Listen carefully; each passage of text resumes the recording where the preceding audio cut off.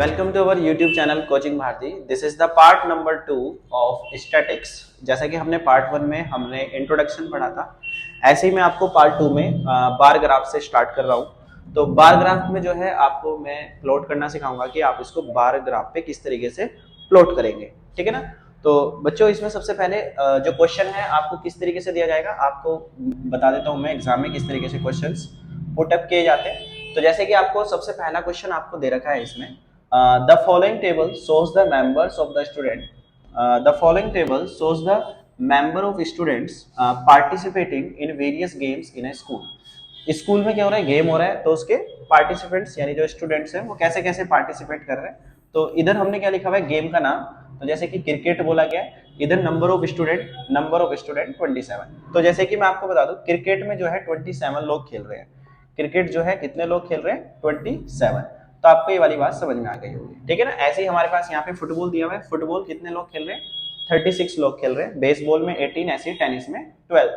तो इसमें आपको क्वेश्चन दिया जाएगा, draw a bar graph to represent the about data तो we have to plot on the graph paper. तो कैसे आपको प्लॉट करना है, तो सबसे पहले आपको अपनी जो ग्राफ कॉपी है उसको ओपन कर लेना है। तो ग्राफ कॉपी में जैसे आप ओपन करेंगे तो आप उसमें ना 2 लाइन इस तरीके से आप प्लॉट कर लेंगे, ठीक है ना, जैसे कि मैं आपको दिखा दे रहा हूँ। तो जब आप लाइन को प्लॉट करेंगे तो एक्स एक्सिस और वाई एक्सिस आप लोग पहले से जानते होंगे। तो जिन लोगों को नहीं पता मैं आपको बता देता हूँ। तो इस तरीके से आप अपना ग्राफ की 2 लाइन आप अपने ग्राफ पेपर पर बना लेंगे। तो जो ऐसे जो लाइन होती है, जो वर्टिकली होती है, जो ऐसे लंबाई में जो लाइन लेंथ होती है, उसी को हम क्या बोलते हैं, वाई एक्सिस। और जैसे ही हमारे पास आएगा इसे हम क्या बोलेंगे, एक्स एक्सिस, ठीक है। तो जो हमारे पास ग्राफ है उसमें आपको बताया गया है, मैं आपको दिखा देता हूँ एक बार और। तो जो ग्राफ है हमारे पास, थोड़ा ध्यान से देखना। तो यहाँ पे जो आपको डाटा दिया हुआ है, सबसे पहले क्रिकेट का जो डाटा है आपको जो ग्राफ पेपर में दिया हुआ है वो 27 दिया हुआ है, ठीक है ना। ऐसे ही जो फुटबॉल का जो डाटा है वो 36 दिया हुआ है। ऐसे ही आपको इसको प्लॉट करना है, ठीक है ना। मैं आपको इधर थोड़ा सा उधर छोटा हो गया तो मैं इधर आपको बता देता हूँ। फुटबॉल पे आपको कितना दे रखा है, 36 दे रखा है। और जो बेसबॉल है, बेसबॉल पे हमारे पास जो है वो है 18, ठीक है ना। और टेनिस पे जो है हमारे पास 12। तो आपने क्या करना है, इसको प्लॉट कर देना है। तो जब आप इसको प्लॉट करेंगे तो सबसे पहले ना आप इसमें देखेंगे, जैसे 12, 27 दिया, 36 दिया, 18 दिया, 12 दिया। तो बेसिकली ना ये सारा का सारा जितना भी वैल्यू है ना, ये 3 से डिविजिबल दिख रहा है मेरे को। तो आप भी इस तरीके से देख लेना कि सारे के सारे नंबर किसके टेबल में आ रहे हैं, जिससे कि थोड़ा आसान हो जाए प्लॉटिंग करते समय। और इवन नंबर भी है, हालांकि 27 इवन नंबर नहीं है। तो आपको 3 की डिविजिबिलिटी में सारे दिख रहे हैं, ठीक है ना। तो आप क्या करेंगे इसमें, एक्स जो अपना वाई एक्सिस है, वाई एक्सिस पे आप क्या करेंगे, यहाँ पे ओरिजिन होता है, इसको हम पॉइंट को ओरिजिन बोलते हैं, ठीक है ना। ओरिजिन से आपको उठा लेना। तो यहाँ पे आप कितना लिखेंगे, 0 से स्टार्ट होता है। जब आप अपनी ग्राफ कॉपी ओपन करेंगे ना तो वहां पे ना एक डार्क लाइन आपको दिखी होगी, है ना। जैसे आप ऐसे प्लॉट करेंगे ना तो एक डार्क लाइन दी होगी, तो वहां पे आप 3 लेना, मतलब 0 के बाद 3 लेना। फिर जो दूसरे नंबर पे आपको डार्क से लाइन दिखेगी वहां पे आप कितना लेंगे, 6 लेंगे। 6 के बाद ऐसे ही आप कितना लेंगे यहाँ पे, 6 के बाद आप कितना लेंगे यहाँ पे, 9 लेंगे। ऐसे आप करते करते चले जाएंगे, ठीक है ना। जैसे मैं आपको दिखा रहा हूँ इस तरीके से आप अपने हर एक डार्क पॉइंट पे आप इस तरीके से प्लॉट करना स्टार्ट करेंगे, ठीक है ना। 18 आ जाएगा। इस तरीके से आपको इसकी थोड़ी सी लेंथ बढ़ानी पड़ेगी। मैं आपको इसकी लेंथ भी बढ़ा देता हूँ, ठीक है ना। तो थोड़ा सा ध्यान से देखना भाई। तो जब आप इसकी लेंथ बढ़ा लेंगे ना तो देखना, तो जैसे आप लेंथ बढ़ा लेंगे इसकी तो आपको कोई प्रॉब्लम नहीं होगी, ठीक है ना। 18 हो गया। 18 के बाद हमारे पास यहाँ पे कितना आ जाएगा, 21, फिर 24, फिर कितना आएगा हमारे पास 27, फिर 30, फिर यहाँ पे 33। ऐसे थोड़ा सा और ऊपर की तरफ जाना पड़ेगा, 36 क्योंकि हाईएस्ट नंबर है, तो मेरे को ना हाईएस्ट नंबर अचीव करना है, ठीक है ना। तो आप इसको थोड़ा सा एक्सटेंड ऑन कर देंगे तो यहाँ पे हमारे पास कितना आ जाएगा, ये 36 आ जाएगा, ठीक है ना। जब इतना काम आप कर लेंगे तो आपका जो ग्राफ है ना लगभग लगभग अब यहाँ से आपका बनना स्टार्ट हो जाएगा। तो सबसे पहले आपको क्या दिया हुआ है, यहाँ पे क्रिकेट दिया हुआ है। तो आप क्या करेंगे, यहाँ पे ना जब आप एक्स एक्सिस को थोड़ा ध्यान से देखेंगे तो इसमें भी ना आपको एक डार्क पॉइंट दिया होगा, वहीं पे आप थोड़ा सा ध्यान से देखेंगे। तो ऐसे ही आपको एक्स एक्सिस पर डार्क पॉइंट दिए, ऐसे ही आपको वाई एक्सिस पर डार्क पॉइंट दिए हुए, ठीक है। तो डार्क पॉइंट पे आप यानी इसका एक डिवीजन छोड़ देंगे पूरा, इसको हम जो बोलते हैं ना, एक बॉक्स जब बन जाता है हमारे पास इस तरीके से, उसको डिवीजन बोला जाता है। क्या बोलते हैं उसको हम? डिवीजन। तो डिवीजन हम इसका छोड़ेंगे। तो सबसे पहले हमें क्या दिया हुआ है? क्रिकेट। क्रिकेट का नंबर कितना है? 27। तो 27 हमारे पास है यहाँ पे, ठीक है ना। तो 27 के लिए हम क्या करेंगे? अपना स्केल उठाएंगे और 27 तक इसको मार्क करेंगे, ठीक है ना। कहाँ तक मार्क करना पड़ेगा हमें? 27 तक। तो 27 तक जब आप इसको मार्क करेंगे तो 27 का पॉइंट आप देख लेना अपने इसमें, और तो 27 आपके पास कुछ इस तरीके से वैल्यू आएगी, ठीक है ना। इसके बीच का आप अपने गैप अपने अकॉर्डिंग ले सकते हैं। सपोज करो आपको इसमें हाफ पे रखना है या पूरा रखना है स्केल, मतलब या तो इसके बीच में आप यानी 5 का रखना चाह रहे हो, एक पूरा, या पूरा 1 सेंटीमीटर का रखना चाह रहे हो, वो आपकी आपकी खुद की मर्जी होती है, आप कितना भी रख सकते हैं। तो मैंने यहाँ पे ना पूरा 1 सेंटीमीटर के करीब आपको इसमें रख दिया स्केल, तो आप अपने उसमें पूरा का पूरा 1 बना देंगे इस तरीके से, ठीक है ना। फिर ऐसे ही हमें कितना दिया यहाँ पे? 27 दिया, ठीक है। 27 दिया। फिर दूसरा फुटबॉल की बारी आती है। तो जब आप फुटबॉल के लिए जाएंगे तो फुटबॉल में हमें कितना दिया? 36 दिया। तो बीच में ना यहाँ पे भी आपको इक्वल गैप ही छोड़ना पड़ेगा। मतलब जैसे आपने यहाँ पे जितना गैप छोड़ा होगा ना, उतना ही गैप आप यहाँ से ना थोड़ा सा, इतना ही गैप जितना आपने यहाँ पे छोड़ा है, ध्यान से सुनना, जितना गैप आप यहाँ पे छोड़ेंगे उतना ही गैप इनके बीच में छोड़ेंगे। बार ग्राफ का मतलब यही होता है, ठीक है।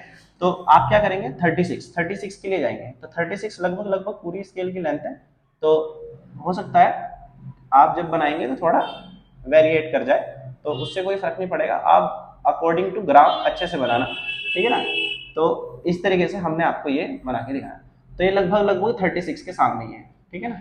तो इसको यहाँ पे 36 आप अच्छे से स्केल से यूज करके इसको ज्वाइन कर दीजिएगा। फिर हमें पता लग गया फुटबॉल का 36 हो गया। फिर बेसबॉल की बारी आती है। तो बेसबॉल हमारे पास कितना दिया हुआ है? 18 दिया हुआ है, ठीक है। बेसबॉल हमारे पास कितना दिया हुआ है? 18 दिया हुआ है। तो हम 18 के लिए अपना स्केल फिर से इधर लाएंगे। तो 18 के बाद हमें थोड़ी सी पहले क्या करना पड़ेगा? इसमें एक लेंथ को एक्सटेंड करना पड़ेगा, ठीक है ना। इस वाली लेंथ को मेरे को थोड़ा सा एक्सटेंड करके दिखाना पड़ेगा, क्योंकि जो हमारा ग्राफ है वो थोड़ा सा बढ़ गया है, ठीक है ना। एक सेकेंड देखना, ठीक है ना। मैं इसको आपको दिखा देता हूँ थोड़ा सा। जब आप लेंथ को एक्सटेंड करेंगे तो इस तरीके से हो जाएगा, ठीक है ना। तो जैसे आपने स्केल की लेंथ बढ़ा दी, तो आप क्या करेंगे? यहां से एक बारी यहां से देखना, आप थोड़ा ध्यान से। हमारे पास बेसबॉल का कितना है? 18 है। तो 18 हमारे पास जो आ रहा है, मैंने आपको पहले ही बताया था, यहां से लगा के यहां तक। तो 18 जब हम प्लॉट करेंगे, स्केल एक सेकेंड,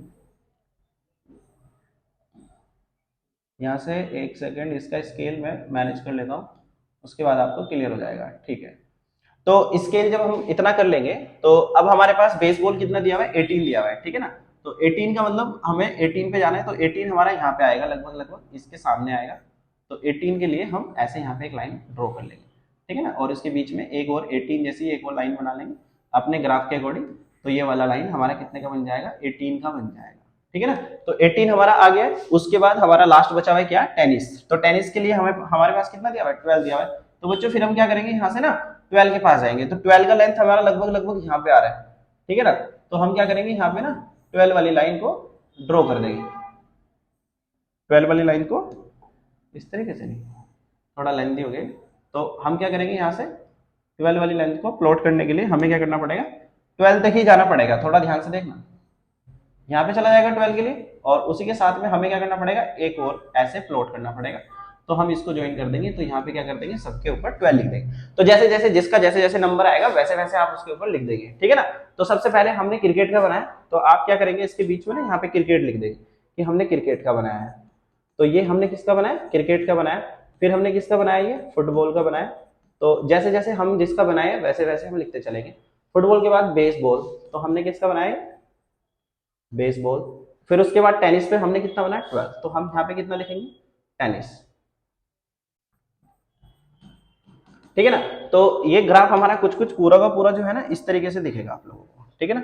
तो ग्राफ हमारा लगभग लगभग रेडी हो गया। फिर अब इसमें जो काम की जो इंपॉर्टेंट बात जो आपको ध्यान रखनी है, तो जब हम इसका पूरा ग्राफ बना लिए तो हमें ना इसमें स्केल भी लिखना पड़ता है, ठीक है ना। स्केल, तो स्केल जो है हमारा, ये हमें पता है this is X axis and this is Y axis.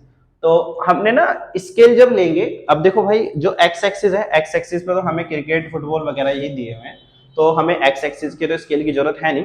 पर जो वाई एक्सिस है, स्केल जो बनाना है वो वाई एक्सिस का होगा। वाई एक्सिस पे क्यों होगा? क्योंकि इसमें ना हमें नंबरिंग दी हुई है। नंबरिंग मतलब जो हमें डाटा दिया हुआ है, इस टेबल में बताया गया है, जैसे क्रिकेट में 27, ठीक है ना। तो ये बेसिकली नंबर्स हमारे स्केल पे ही बनेंगे। तो स्केल जो है हमारे पास वाई एक्सिस का, इसको ना देखो, जैसे हम ग्राफ पेपर आप देखोगे अपने उसमें, तो जैसे आप ग्राफ पेपर देखते हो, मैं आपको पहले स्केल का छोटा सा बेसिक कॉन्सेप्ट बता देता हूँ। तो बेसिकली ना जब आप इसका एक यूनिट देखते हो ऐसे ऐसे, तो उसमें ना हमारे पास 10 लाइन ऐसे होती है। ये डार्क वाली लाइन है 1 2 3 4 5 6 7 8, और ये फिर 9, और ये फिर 10। ऐसे ही आपके ना वर्टिकल होती है 1 2 3 4 5 6 7 8 9, और ये पूरी 10, ठीक है ना। तो इसको थोड़ा सा मैं इधर से इरेज करके बता देता हूँ। तो ये पूरी की पूरी 10 ऐसी बनेगी, ठीक है ना, ऐसे। तो ये पूरी 10 बन गई। तो बच्चों इसमें ना आपको देखना है स्केल लेते कैसे हैं, थोड़ा ध्यान से देखना। ये पूरा ग्राफ का ना एक यूनिट बोलते हैं, इसको हम पूरा क्या बोलते हैं? एक यूनिट बोलते हैं। जो पूरा एक बॉक्स होता है उसे हम क्या बोलते हैं? एक यूनिट, 1 यूनिट। तो एक यूनिट में ना हमारे पास 10 डिवीजन होते हैं। एक यूनिट में हमारे पास क्या होते हैं? 10 डिवीजन। डिवीजन मतलब ये छोटे छोटे जो बॉक्स है ना, इनको हमने डिवीजन बोला है। तो इन डिवीजन से ही हमें क्या करना पड़ता है? स्केल लिखना पड़ता है। अब हमने एक यूनिट जो चला है यहाँ पे, मतलब जो ये एक यूनिट है, ये इतना सा जो पार्ट है ना मैंने जो चला यहाँ से लगा के यहाँ तक, इसको एक यूनिट बोला। आपको ना ऐसे ऐसे बॉक्स दिखेंगे ग्राफ पेपर में, देखना पूरा का पूरा जो ग्राफ पेपर है ना ऐसे बॉक्स से भरा होगा। तो यानी वो क्या है? अपने आप में यूनिट को बता रहा है। तो यूनिट जो है हमारे पास एक यूनिट चली, तो एक यूनिट में ना हम हर एक यूनिट में ना 3 स्टेप आगे चल रहे हैं। देखो एक यूनिट में 0 से लगा के 3 पे आए, फिर 3 से लगा के 6 पे गए, तो यानी हमने कितना चला? एक यूनिट आगे चला। तो यहां से हमारी एक बात समझ में आती है कि एक यूनिट में ना हम 3 स्टेप चल रहे हैं। तो वाई एक्सिस का जो स्केल है, वाई एक्सिस का जो स्केल है हमारे पास, यहाँ पे मैं वाई एक्सिस का जो स्केल है वो एक यूनिट में हम कितना चल रहे हैं? 3। कितना चल रहे हैं? 3 यूनिट के बराबर चल रहे हैं। एक यूनिट में हम कितना चल रहे हैं? 3 यूनिट के बराबर चल रहे हैं। तो आप इस तरीके से ना वाई एक्सिस का स्केल ले सकते हैं, ठीक है ना। तो होपफुली आप लोगों को एक ग्राफ जो है समझ में आ गया होगा, ठीक है ना। अगर फिर भी आपको कोई डाउट होता है तो आप मेरे से पूछ सकते हैं, ठीक है ना। Thank you for watching, have a nice day.